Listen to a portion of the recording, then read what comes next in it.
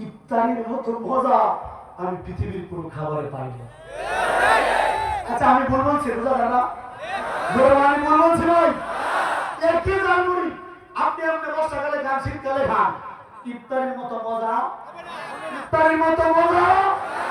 ও মুসলমান, যেদিন জীবনে ইফতার করলাম প্রথম, আমি বুঝতে পারলাম মনে হলো 22 বছর পর্যন্ত আমি খাই নাই। আমার কাছে মনে হয়েছে গো আমি 22 বছর পরে খাইছি। চিৎকার করে বলেন আল্লাহু আকবার। মুসলমান, আমি পেয়ে গেলাম শান্তির সন্ধান। আমি মুসলমান বন্ধুদেরকে বলছি, দোস্ত রে, রোজা রেখে আমি শান্তি পাইছি, তৃপ্তি পাইছি। 22 বছর হিন্দু ধর্মে, বৌদ্ধ ধর্মে, খ্রিস্টান ধর্মে আমি যে শান্তি পাই নাই, আমি একদিনের চেয়ে বেশি শান্তি পাইছি। সুবহানাল্লাহ বলেন না? আমি মুসলমান বন্ধুদের তখন জিজ্ঞেস করছি, দোস্ত রে, আমি তো রোজা রাখলাম, এখন রোজা রাখলাম, এটা তো ফরজ, রোজার আগে ফরজ কোনটা? বলে রোজার আগে নামাজ। রোজার আগে আমি চিন্তা করলাম, কিরে রোজা রাখতে যদি এত সুখ না হ্যাঁ থাকবে, তাহলে নামাজ পড়লে না জানি কত সুখ। নামাজরা কই? নামাজি বাড়া কই? আল্লাহু আকবার। আল্লাহ আমাদের সবাইকে পাঁচ ওয়াক্ত নামাজি বানায় দাও। সকলে বলেন আমিন। আমি সিদ্ধান্ত নিলাম নামাজ পড়বো, তখন কিন্তু আমি হিন্দু। সিদ্ধান্ত নিলাম আমি নামাজ পড়বো, আর নামাজ পড়ার জন্য আমার মুসলমান বন্ধুদেরকে নিয়ে তাহাজ্জুদ টাইমে রওনা করলাম মসজিদে। আল্লাহু আকবার বলেন না? আমি হিন্দু মানুষ, ইসলাম পরীক্ষা করার জন্য মসজিদে যাইতেছি। ও মুসলমান বাবাজিরা আমার, আজকে দেখতেছেন আমার মাথায় পাগড়ি, আমার মাথার মধ্যে বাবরি চুল, আমার মুখে সুন্নতি দাড়ি, হাতে সুন্নতি লাঠি। কিন্তু মুসলমান, একটা সময় আমার গিয়েছে, আমি গিয়েছিলাম মসজিদে। এই মুসলমান ভাইরা আজকে আমার জন্য কত পাগল। আর ওই দিন আমার মসজিদের ভিতরে ঢুকতে দেয় নাই, আমার গেট থেকে বের করে দিয়েছে, বলেছে তুমি যাও, তুমি হিন্দুর বাচ্চা, তুমি এখানে তুমি গোলাম, আমি মালিক, তুমি গোলাম, আমি এই তো পরিচয়।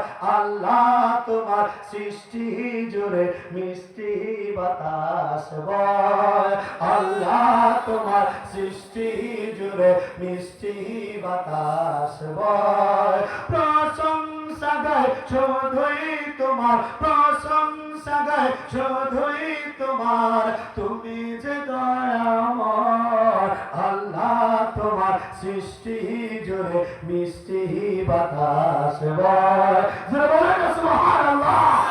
মুসলমান, ইফতারি যখন আযানটা পড়লো, আমি যখন ইফতারটা মুখে দিলাম, রোজাদাররা বলতে পারবেন বাজান জীবনে কত খাবার খাইছি, কত মুখ থেকে কত জালমুড়ি খাইছি, কত খেজুর খেয়েছি, কত শরবত খেয়েছি।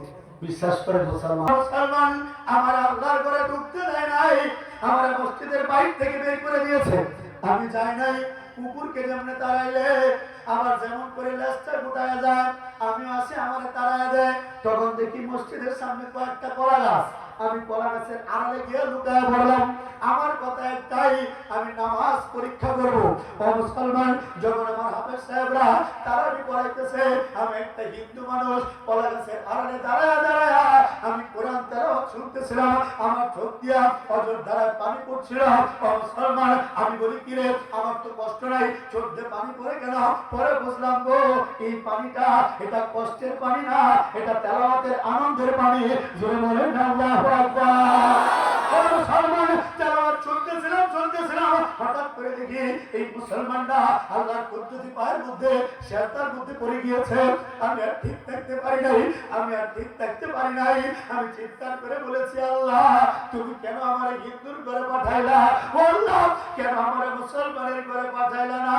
যদি আমাকে হিন্দুর ঘরে না পাঠায় এই মহামূল্যবান মুসলমানদের ঘরে পাঠাইতা, আমিও তো তোমার কুদরতি পায়ের শেরদা দিতে পারতাম, নবীর নামে দুরূদ পড়তে পারতাম। মুসলমান, এই আফসোস যখন আমি করেছি, এখনো যে কালেমা পড়া যায় বাতার, আমি এই জিনিসটা জানতাম না। আপনারা তো জানেন, শুনেছেন আপনারা, আমি আদমের এই হাতে এখন পর্যন্ত প্রায় 395 জনের উপরে হিন্দু বৌদ্ধ খ্রিস্টান ভাই এই হাতে কালেমা পড়ে মুসলমান হয়েছে। কিন্তু মুসলমান, ইসলাম যে গ্রহণ করা যায়, কালেমা যে পড়া যায়, আল্লাহকে মানা যায়, নবীর উম্মত হওয়া যায়, বাতার আমি এটা জানতাম না। আমি মনে করেছি ছিলাম আখির জামানার পয়গম্বর যখন দুনিয়ার মধ্যে ছিলেন শুধু তখন কালেমা পড়া যাইত, এখনো যে মুসলমান হওয়া যায় আমি এটা বুঝতাম না।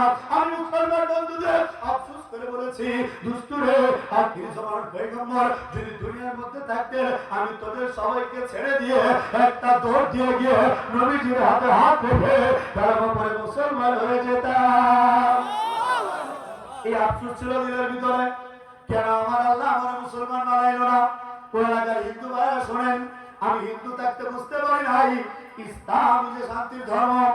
মুসলমান আমি আফসোস করেছি যে এই ধর্মের মধ্যে কেন মালিক আমার জন্ম দিল না। মুসলমান আমার আল্লাহ আমার আফসোস চোখে লাগে নাই। ওই দিন কলা গাছের আড়ালে দাঁড়া আমি চিৎকার করেছিলাম, কেঁদেছিলাম, কেউ শুনে নাই। আজকে আল্লাহ দেখেন লক্ষ লক্ষ কোটি কোটি মানুষ এই কান্নার কথা শুনে ফেলেছে।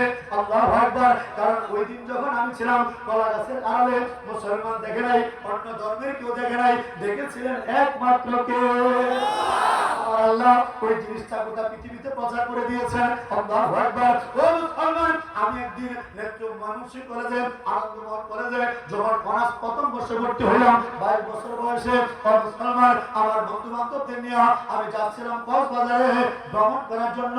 আমার 5টা রহল কুমিল্লা পার হয়েছে, আমার গায়ের মধ্যে 2-4 দিকে একটা বাতাস লাগছে, বাতাস এমন আরামের বাতাস গো মুসলমান, এই অভিজ্ঞতা আপনাদের নাই। এমন বাতাস আমি আগে পরে কোনোদিন পাই নাই। এটা এসির বাতাস না, দুনিয়ার কোনো ঠান্ডা বাতাস না, এটা এমন বাতাস গায়ে লাগার সাথে সাথে মনে হইলো আমাকে অ্যানেস্থেসিয়া দিয়েছে।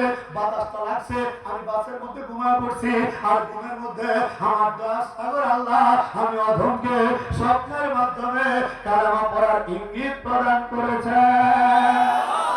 মুসলমান, নেত্রকোনার যে সমস্ত ক্যাডাররা আমাকে মেরে ফেলতে চায়, এই তো কিছুদিন আগেও আমার গাড়ি ভাঙচুর করছে আমাকে মারার জন্য। ভারতের রস যারা ইস্কনেরাও চেষ্টা করতেছে, এদের একটু জেনে রাখা ভালো। মুসলমান, এই দুনিয়ার কোন মানুষের দাওয়াতে আশেক বিন উমার ইসলাম গ্রহণ করে নাই। আমার দয়ার সাগর আল্লাহ আমি অধমকে স্বপ্নের মাধ্যমে কালেমা পড়ার ইঙ্গিত প্রদান করেছেন। স্বপ্ন দেখার সাথে সাথে আমি কালেমা পড়ি নাই। আমি 3 মাস সময় নিয়েছি, 3 মাস গবেষণা করেছি, রিসার্চ করে দেখেছি ইসলাম ব্যতীত আর সত্য কোন ধর্ম নাই। 3 মাস পরে ময়মনসিংহের কুতুব আপনারা চিনেন, আমার সাহেব, আমার পীর ও মুর্শিদ আল্লামা বড় মসজিদের কুতুব আল্লামা আব্দুল হক হুজুর জামাত বারাকাতুহু হযরতের বড় মেয়ে জামাইয়ের কাছে, মুফতি সাহেবের কাছে কালেমা পড়ার জন্য শবে বরাতের আগের রাত্রিতে বাজান আমি হাতটা বাড়াইলাম।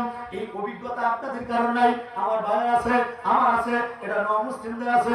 ও মুসলমান, যখন হাতটা বাড়াইলাম আমার এখনো মনে আছে, আমার মনে হতো কি জানেন, আমার বুকটার ভিতরে একটা পাথর চাপা দেওয়া। আমার কাছে মনে হতো আমার এই বুকটার ভিতরে এই হিন্দুরা মিথ্যা একটা মন্দির বসায় রাখছে। আমার কাছে মনে হতো আমার বুকটার ভিতরে এই 33 কোটি দেবদেবীগুলা, এই মিথ্যা মালিকগুলা ঘোরাফেরা করে। ও মুসলমান, এই কলটা ছিল ভারী, এটার মধ্যে ময়লা ছিল, আবর্জনা ছিল।